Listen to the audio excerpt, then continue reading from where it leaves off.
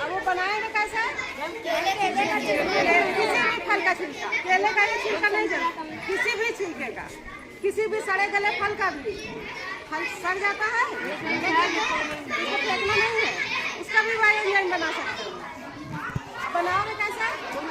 1 litre पानी लेना है, 100 ग्राम गुड़ लेना है और 300 ग्राम छिलका लेना, केले का छिलका, संतरे का छिलका, किसी भी चीज़ का फल लेना है, गल गया उसको नहीं खा सकते हो तो वाला फल ले लेना, पपीता है, अनार है, सेब है, कुछ भी, सबको लेके एक बोतल लेनी है। कैसे? वो डब्बा रखा है, ये 5 लीटर का डब्बा है तो इससे कितना आएगा पानी?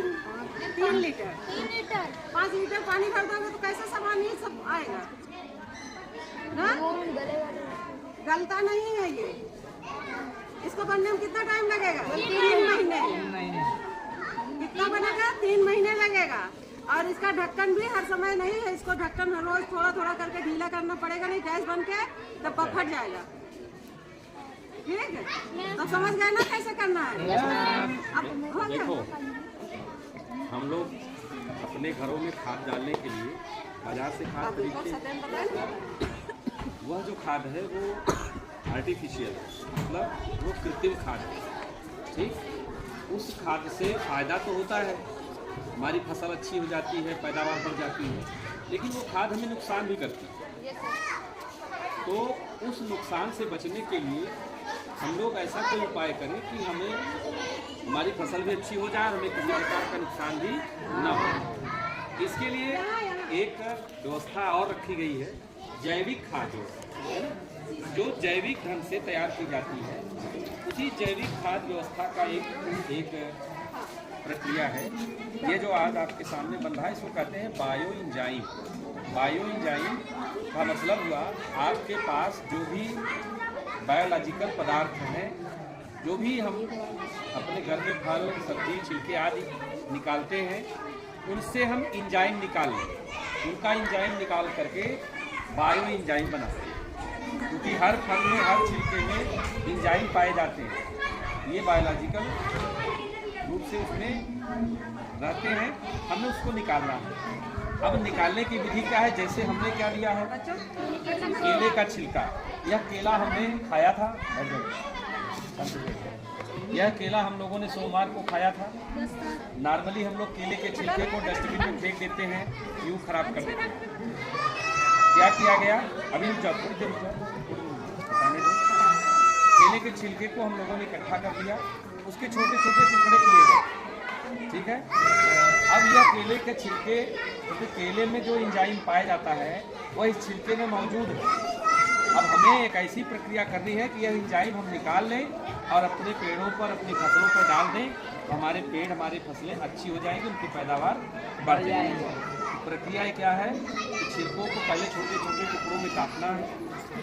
3-3.5 किलो के आसपास छिलके इकट्ठा करना है हमको, और एक बर्तन ऐसा हो जो बंद मुँह का हो, उस बर्तन में पानी भरिए और फिर उसमें सारे छिलके डाल दीजिए। और उसके बाद लगभग पानी की मात्रा थोड़ी सी ज़्यादा, 10 लीटर पानी, 10 लीटर पानी, 3 लीटर छिलका, 3 किलो और 1 किलो गुड़, ये कम्बिनेशन है। छिलका कोई भी हो सकता है, केले का हो, सब्जियों का हो, सड़े गले फल भी हो सकते हैं। हमारे घर में बहुत से फल आते हैं वो सड़े गले होते हैं, उनको हम नहीं खाते, फेंक देते हैं। मत फेंकिए, बर्तन में इकट्ठा करिए, उनको भी उनका भी एंजाइम हम निकाल सकते हैं, क्योंकि पेड़ चाहे फल सड़ जाए चाहे गल जाए, उसका एंजाइम कभी नष्ट नहीं होता। तो वही एंजाइम हमको निकालना है।